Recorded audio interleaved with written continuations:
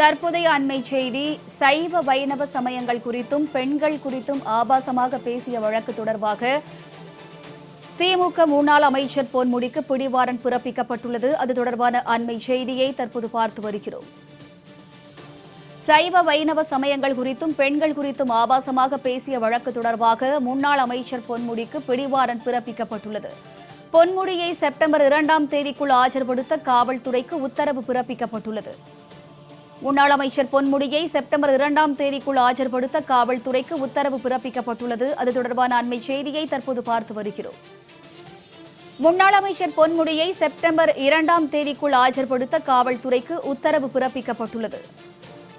சைவ வைணவ சமயங்கள் குறித்தும் பெண்கள் குறித்தும் ஆபாசமாக பேசிய வழக்கு தொடர்பாக முன்னாள் அமைச்சர் பொன்முடிக்கு பிடிவாரண்ட் பிறப்பிக்கப்பட்டுள்ளது. சைவ வைணவ சமயங்கள் குறித்தும் பெண்கள் குறித்தும் ஆபாசமாக பேசிய வழக்கு தொடர்பாக முன்னாள் அமைச்சர் பொன்முடிக்கு பிடிவாரண்ட் பிறப்பிக்கப்பட்டுள்ளது. பொன்முடிக்கு பிடிவாரண்ட் பிறப்பித்து சென்னை ஜார்ஜ் டவுன் நீதிமன்றம் உத்தரவு பிறப்பித்துள்ளது. இது தொடர்பான கூடுதல் விவரங்களுடன் இணைகிறார் செய்தியாளர் சுந்தரம். வணக்கம் சுந்தரம், நீதிமன்றத்தின் உத்தரவு என்ன, முழு விவரங்கள்? வணக்கம் வினிதா. அதாவது சென்னையில் கடந்த 2025ஆம் ஆண்டு ஏப்ரல் மாதம் நடந்த நிகழ்ச்சி ஒன்றில் பேசிய முன்னாள் அமைச்சர் பொன்முடி சைவ வைணவ சமயங்கள் குறித்தும் பெண்கள் குறித்தும் ஒரு சர்ச்சைக்குரிய வகையில் ஒரு பேசியிருந்தார்.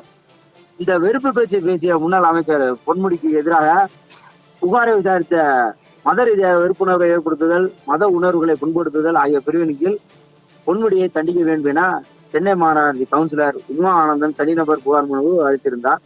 இந்த வழக்கை விசாரணைக்கு ஏற்ற ஜார்ஜ் டவுன் நீதிமன்றம் பிறப்பித்த உத்தரவை ரத்து செய்ய கோரி பொன்முடி தரப்பில் தாக்கல் செய்யப்பட்ட மனுவானது சென்னை உயர்நீதிமன்றத்தில் தள்ளுபடி செய்யப்பட்டிருந்தது. ஜூலை 2ஆம் தேதி இந்த உத்தரவை பிறப்பித்திருந்தது.